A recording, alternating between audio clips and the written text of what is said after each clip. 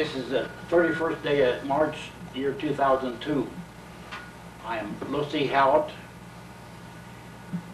U.S. Army Staff Sergeant retired, and I'm about to give you my story.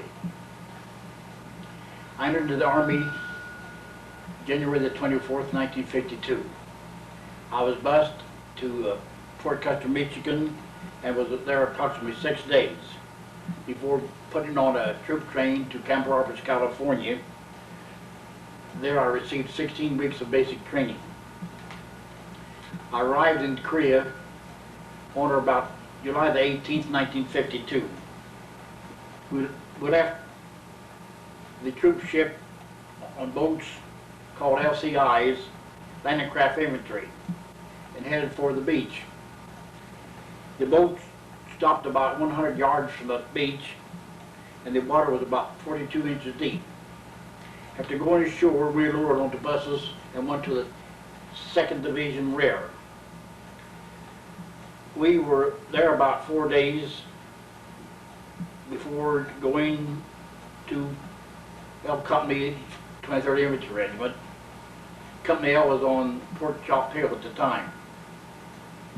When we arrived at the company rear, we were met by young first lieutenant by the name of Munger. I saw at that time what a professional soldier looked like. The company kept 2 men on the hill at night, and each day at dawn one platoon would come back to the company rear to take care of personal things and rest, take care of personal matters. On about 24 July 1952, the enemy shelled Fort Chop Hill with many mortar rounds. I was wounded by mortar shrapnel and was taken to the forward area aid station and returned to Fort Chop Hill after receiving treatment. Shortly thereafter, the 3rd Battalion of the 23rd Infantry Regiment moved back to rest position for a short period. On about 20 August 1952, Company L was assigned to Heartbreak Ridge, and on about 23 August 1952, while on patrol, my platoon encountered the enemy in firefights, which was frequent occurrence. While the platoon was on patrol on or about 31 August 1952, our radio man stepped on a landmine and was seriously wounded. Being the platoon BAR, ground automatic rifle man, it was my duty to protect the radio man during the firefights. But I also was wounded by fragments of the same landmine. I didn't realize that I was wounded, but when the platoon returned to the company area, I told the medics I felt some warm fluid on my leg. The medic quickly cut open my pants and found blood. Again, I was taken to the forward aid station where the shrapnel was removed and wounds bandaged. My comrade, the radio man, was sent to a MASH unit and then back to the United States while I returned to my unit on Heartbreak Ridge. Our unit suffered mental casualties similar to this on Heartbreak Ridge before the whole 23rd Regiment was sent to a rest area on about 16 September 1952. On about 8 October 1952, while the weather started to turn cold, the 3rd Battalion of the 23rd Infantry Regiment was assigned to T-Bone. At this time we were having overnight patrols, which was out in no man's land, for 36 hours at a time. On such occasion, the ground was covered with about a foot of snow, and when we returned to the company area, our company commander informed us that the temperature was 35 degrees below zero. A few days before Thanksgiving, we again returned to the rest area. Shortly after Thanksgiving, the whole 23rd Regiment was sent to Camp Casey to train for crowd control, as our next assignment was to be guarding North Korean and Persian war on the island of Kojido. This assignment lasted for 3 months, after which the regiment returned to the mainland Korea on April 1953. Upon returning to the mainland, things were somewhat quieter, and a short time later, I was transferred from the rifle platoon to drive the company 2.5-ton truck, which I found was a pleasant change. Approximately a week before the ceasefire, I was returned to the 2nd Division rear area to process to come to America.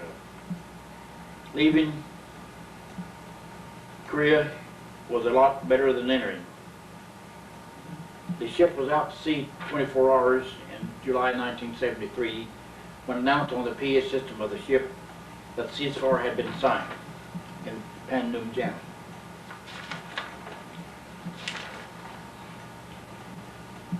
While being on Pork Chop, I was wounded one time, and while being on T-Bone Hill, I was wounded one time.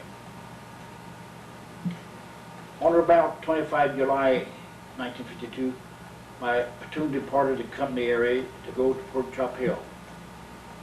After being in July with the sun setting late, we would depart in time to march to the military crest on the hill. It was a must to walk about 5 yards apart for safety reasons. Between the company rear and the Pork Chop Hill was a fast-moving stream about 2 feet deep. It was a safe policy for the troops to close up and hold hands while crossing the stream on foot. With this method, there is someone on the outer banks. We normally arrive shortly before or at dusk. This way the bunkers was well manned during the hours of darkness.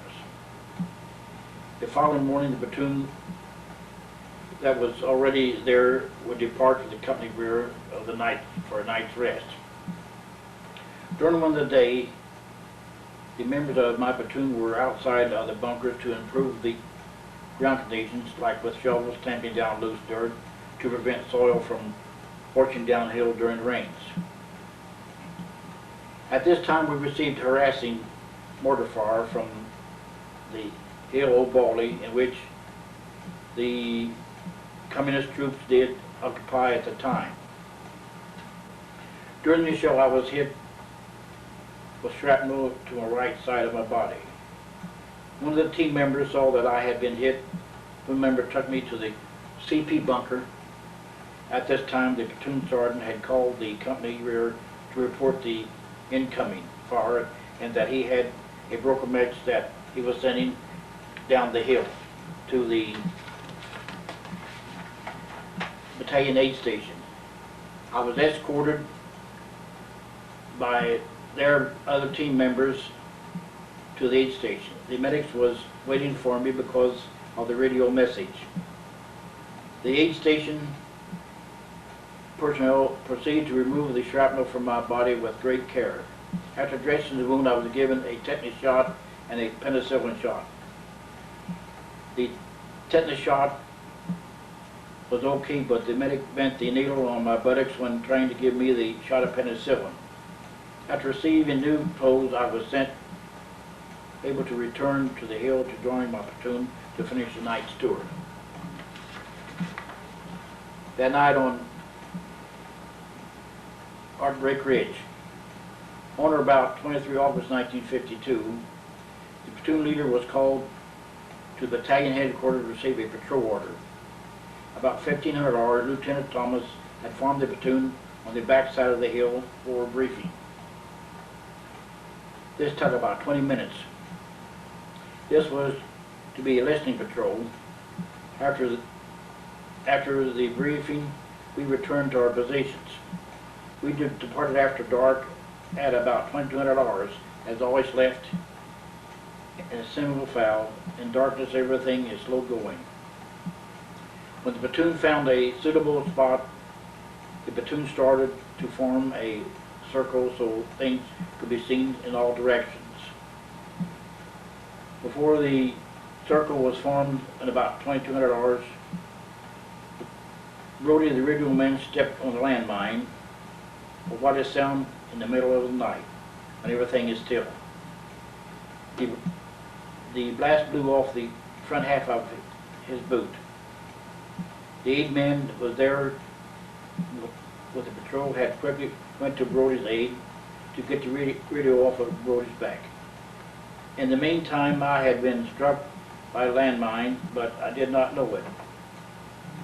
After prepping Brody, we placed him on a stretcher, and 4 of us carried him back to the company position. Being that I was the BAR man, it was my duty to protect him from any fire. I thought that it was also my duty to get Brody to safety. When we finally reached our fair lines, we placed in a safe spot. The other medics asked had other personnel. I told the medic that I felt something warm on my right leg. Apparently, he knew what his business because he used a flashlight and could see holes in my pant legs. At this time, he used a pair of scissors to my pant legs and saw blood on my leg. At this time, he saw 2 wounds on my leg. Brody and I were sent to the bottom of the hill. After that, a short time, we were at the hill. A later jeep was sent to take us to the battalion aid station. We arrived at the station at about daylight. All this time, we traveled from a spot of injury to the aid station. My brave comrade Brody never whimpered a sound of pain. His foot was one hell of a sight. This is one hell of a way for 2 friends to part, but I was lucky I still have 2 feet. After I received treatment at the aid station, I was released to go back to the company. The CO came to the aid station to pick me up after the patrol that Brody and I were with got back to finger lines. But of course the CO was a compassionate and professional soldier. It was no surprise. After Brody had his treatment at the battalion's aid station and being shipped to a MAX unit, the CO did take me back to the platoon and back to Heartbreak Ridge, where I was with my platoon to finish my tour of duty with the platoon. After Korea, I was discharged and returned to my hometown. 11.5 months later, I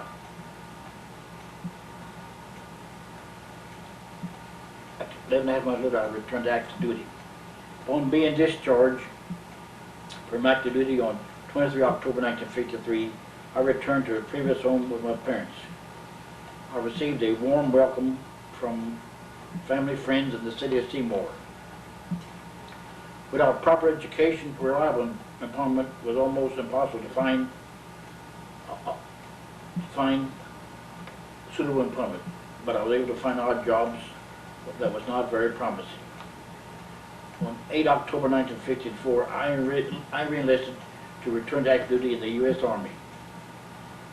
I had been assigned to the infantry prior to discharge, but opted to the Quartermaster Corps and was assigned to Fort Leonard Wood, Missouri. I was assigned as a truck driver for the Central Pastry Bakery. Oh, how awful to have to work in a pie factory. Aha. We delivered pastries to various times during the day, sometimes before breakfast, sometimes before lunch, sometimes in the afternoon. The crew I was assigned to at that time had a Class A pass, which allowed us to go and come as replaced on our post during day or night. For the average enlisted man only had a Class A pass, could only go out after duty hours. We would deliver goods to all kinds of weather and road conditions, and most of the mess personnel were really glad to see the wares being delivered just prior to mess time. November of 1954, I had my first real Thanksgiving without the fear of combat. Turkey tastes much better in a knife tie than what it does in an armored vest. Amen. Fort Leonard was close enough to allow a group of men to pool their resources and come home for a long weekend. Most of the time, a large group, there was a few men whose homes were fairly close to yours, so great travel arrangements could be made for everyone free of duty at the same time in order to travel together to their homes. Each time I visited my hometown, I was treated with respect. Of course, Seymour is a military town because of Freeman Field. After spending approximately 4.5 months at Fort Edward, Missouri, I was placed on order to go to Germany. After a 15-day daily en route, I reported to Camp Kilmer, New Jersey.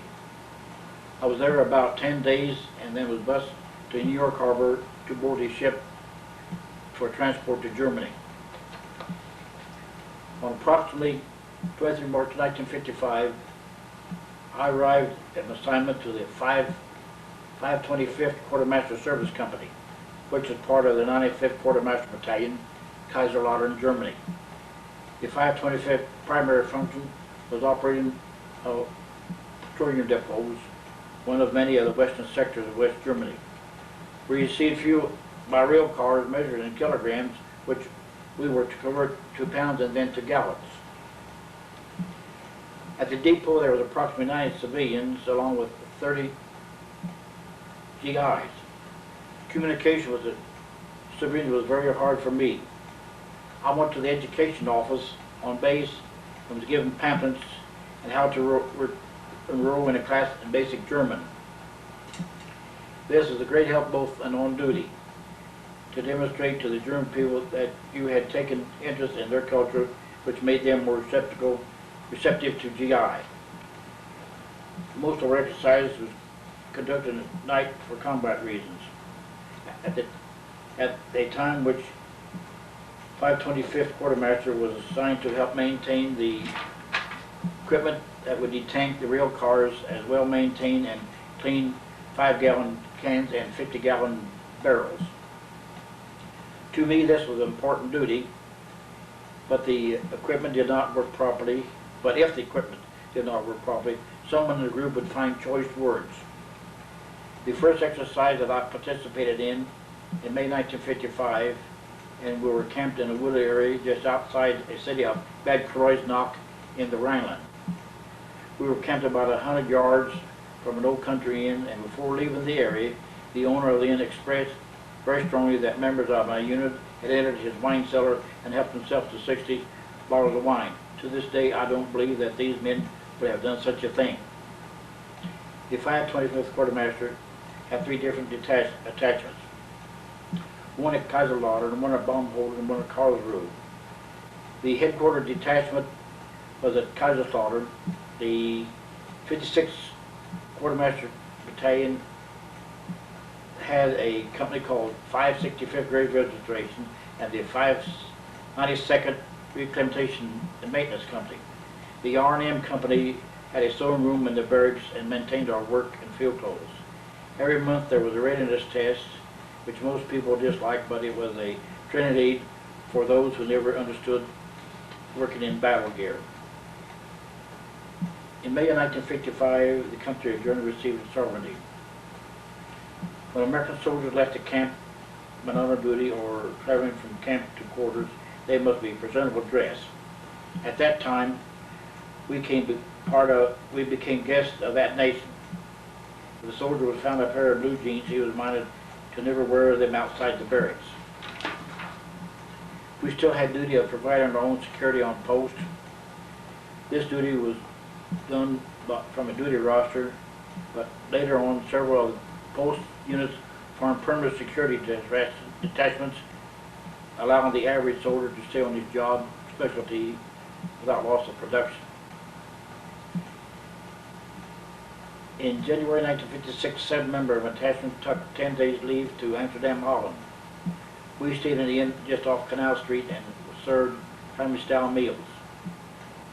This was a very cold winter in Germany, and I can remember an elderly gentleman in Kaiserslautern saying that the temperature was minus 30 degrees. Our life had to go on, so we made it. Backing up a few months, while on bivouac at Bad Kreuznach, for the first time I saw the Hasen, which is very similar to our jackrabbit. So many of the personnel in my unit had IQs below 90. My IQ was 96, so I was entered in some of the schools. Number 1 was 12 March to 13 April 1956, at the Engineer School, the demolition landmine and booby trap in Murnau, Germany. In June of 1956, I completed a course of instruction at the Uster Ordnance School for small vehicle maintenance course. The purpose of a demolition course was in case of Cold War, turned hot, and our position was overrun by the enemy. We were to destroy the same piece of equipment on every vehicle. In this case, the enemy could not use parts from the vehicle to repair another. In the autumn of 1956, there was a NATO exercise called Cordon Bleu. This primarily a armor exercise, and there was a problem refueling tanks with 5-gallon cans. Some young lad from the eccentric company saw a 600-gallon pod sitting in the motor pool. He suggested one of the company officers to allow him to place the pod on a trailer loaded with gas and park the vehicle higher than the tanks and let the fuel flow by gravity. This proved to be very effective.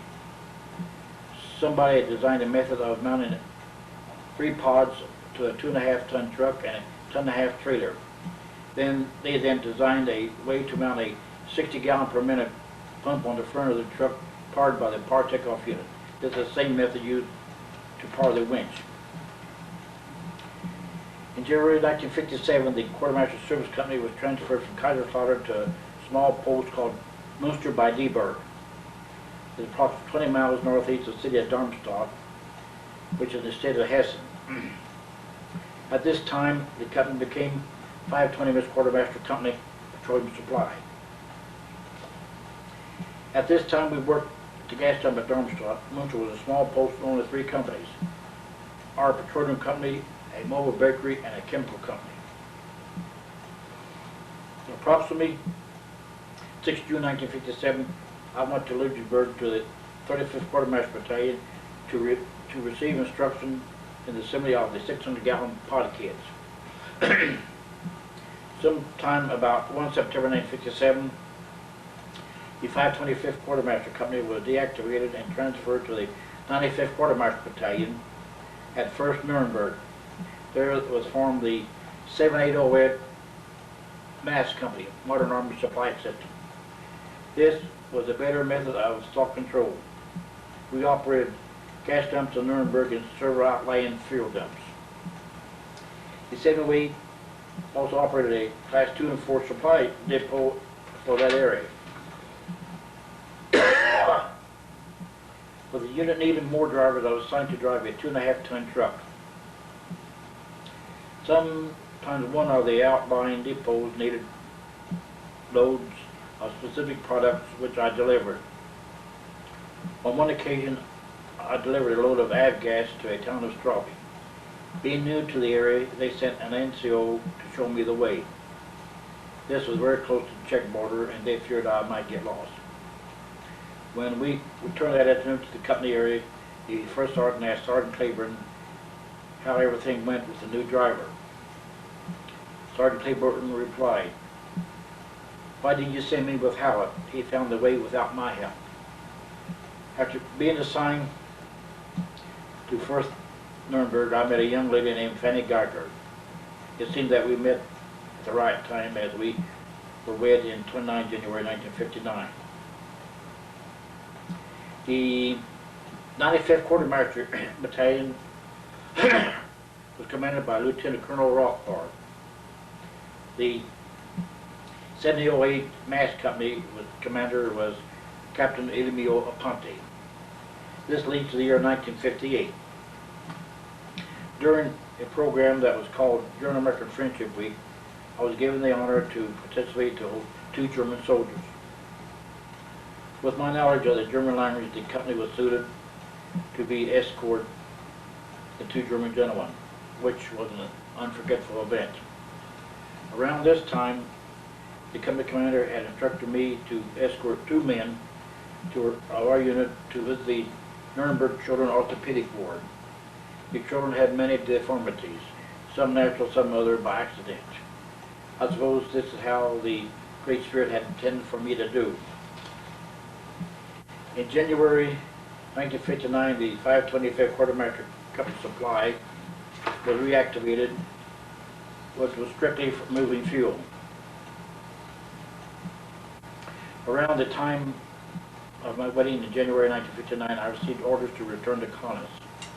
Taking a train to Frankfurt, I was assigned to 14th Replacement Depot, then boarded a plane to fly from Frankfurt to way of Iceland to Greenland and on to Newfoundland, Nova Scotia, and to McGuire Air Force Base, New Jersey.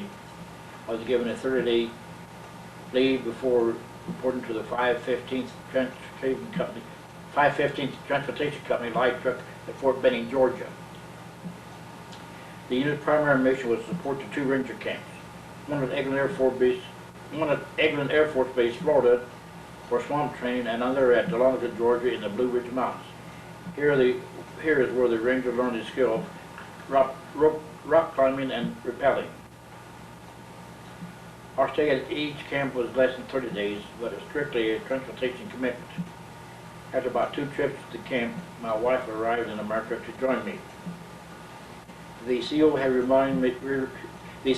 removed me from the line platoon to the company headquarters platoon to drive the company supply truck until my wife was established there in Georgia. I was later put back in the line platoon as an action sergeant, waiting for a slot to open. In February 1960, while at the Ranger camp training, the weather turned bad and we received 5 inches of snow, then 4 inches of freezing rain. The training stopped. There was a power outage at the camp, and 2 large generators were flowed in as the road was too bad to Mixmaster's truck to put Mixmaster's feed trucks to operate. So we changed on all 6 of the wheels of the tactical trucks. Lumpkin County, Georgia has many border farms, and the Army delivered all the supplies to the farmers until the road became passable. In June of 1960, the 515 took part in the convoy to Fort Bragg, North Carolina. The Airborne Division was conducting maneuvers,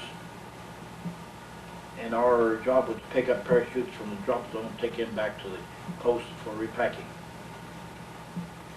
In September 1960, I was promoted to the grade of Sergeant E5. I was then told that E5s were needed in Fort Eustis, Virginia. Fort Eustis, Virginia is the home of the United States Army Training Command, and I was assigned to the 24th Light Truck Company. There was always some sort of experimenting being conducted, and I was able to see overland train, hover jeep, first tilt-wing aircraft, and half-ton 6x6, the bark and the lark, plus many other pieces. While stationed there as a young CO, I stationed there as a young NCO, I attended a leadership class for 5 weeks at NCO Academy. Fort Eustis is between the York River and the James River in a very historic area. This is a nice place for several sailing crafts. It was a nice assignment. At one time, my company was assigned to operate the Coast Transportation Motor Pool. The motor pool consisted of approximately 1,000 vehicles. In the winter 1960-61 was a mild winter for me after spending winters in Korea, Germany, Iceland, and Greenland. I enjoy very much my stay at Fort Eustis, as the local people were really friendly to this Yankee boy. Besides, the fishing was great. The first week of June of 1961, the platoon I was assigned to was to be attached to the 63rd Truck Company for assignment to the United States Military Academy for transportation support for plebe training. I was there approximately 90 days, and the experience was great to see how young leaders were trained. While there, I observed the teaching of cadets and it was a very enjoyable duty. While stationed at West Point was during the time that the East Berlin built the Berlin Wall. At the end of the summer training, the plebes returned to Fort Eustis. Several units at Fort Eustis were sent to Germany for what was called the Berlin buildup. My unit stayed at Fort Eustis. In the spring of 1962, I was placed on order to go to Germany. My assignment was to the 590th truck company. Concurrent travel was not allowed at that time. As my wife had family in Germany, she flew to Germany as a civilian at a reduced cost. The military frowned on those moves, but could not stop them by independence. The 590th Transportation Company had a Class A commitment providing transportation support for the 7th Army Headquarters and its duties supporting combat arms at maneuvers, general cargo holding, and so forth. On several occasions, I would be in charge of 5 or 6 trucks to go to ammunition depots. We furnished the trucks, but not labor, which was provided by people of different nationalities. This was where my knowledge of German language would begin useful. Sometimes we would stay at American bases, other times wherever it happened to be. Occasionally I would be with laborers 3 weeks and never speak a word of English. Sometimes during the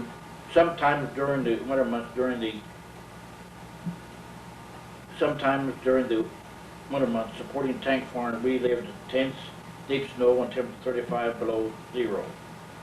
By this time, the company had multi-fuel trucks with heaters that really made a difference. As a professional soldier, I received many letters of commendation for the efforts of my men put into the performance of their duty.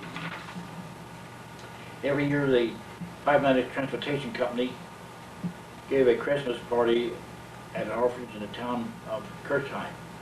The 590th Transportation Company was stationed at Frankfurt in Luxembourg, Germany, and the company commander was Captain Ted Prince, who thought I should be the one to wear the red suit for the kids. The day of the fest was held, the company would apply for a training-free holiday. Everyone looked forward to this occasion. It seemed like the 4-hour period I would answer 1,000 questions for the children and the enlisted men. There was a good relationship between the two cultures.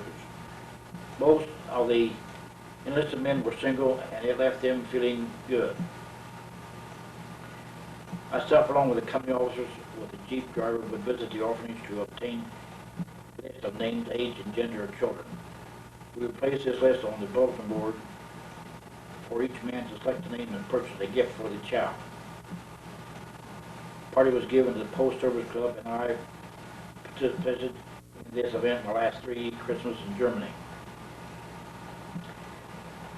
I returned to Kaunas on 26 May 1966 with a 12-day delay en route to Fort Riley, Kansas.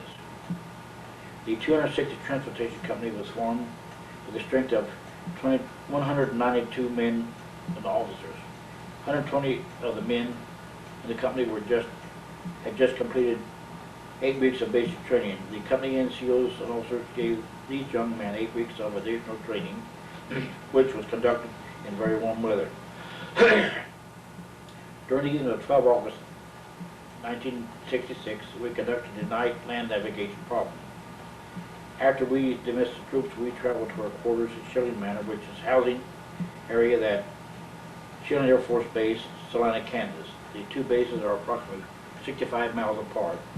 The reason we were not given quarters at Fort Riley is because we were to be deployed to South Asia. Our parents would not be allowed to stay on Fort Riley. Salina Air Force Base had been deactivated and the quarters were available. After the 8 weeks, the company waited for deployment orders, then on 16 December 1966 to be in Thailand by 30 December 1966. We flew to Thailand by way of Alaska and Japan.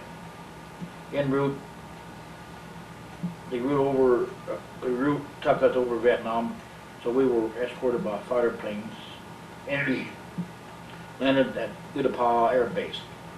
This base had been built for B-52 bombers. We were met by the adjutant of the 35th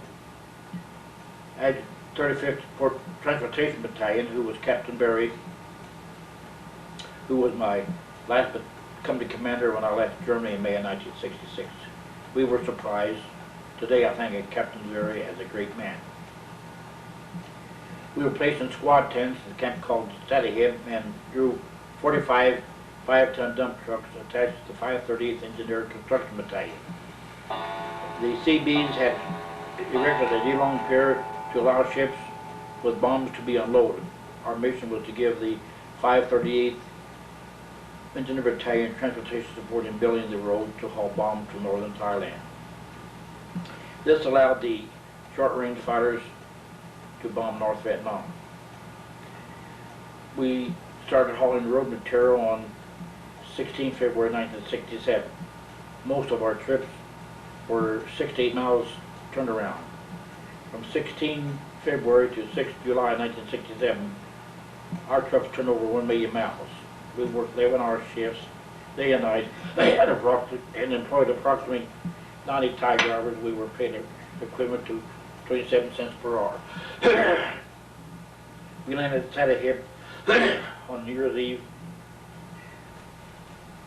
31 December 1966. After a 20-hour flight, we bedded down real quick. When we woke later on New Year's Day, we were told 7 men in Bangkok died from exposure as the temperature had dropped to 68 degrees Fahrenheit. We thought, how could this happen? But found out later that the temperature in May of 1967 rose to 140 degrees. We stayed quite busy, but still knew that we were overseas. On or about 7 October 1967, my CO received a text from the Red Cross that my wife was flown to Fitzsimmons General Hospital. A civilian doctor had found brain tumor. I was given a 30-day emergency leave at Fitzsimmons. The operation to remove the tumor left my wife half paralyzed. At this time, the neurosurgeon had me placed on permanent assignment at Fitzsimmons with a transportation MOS. I was assigned to the post-mortem pool. Fitzsimmons was a 200, Fitzsimmons was a 2,000-bed hospital. Part of the vehicles in the motor pool were ambulance and twin coach buses that could be converted to carry later patients from Buckner Field. These were Vietnam veterans that needed further care. During their convalescence and therapy, we would transport these patients to ski resorts and horseback riding at Fort Carson, Colorado. Fitzsimmons was a great place, and I met a lot of wonderful people during my stay there.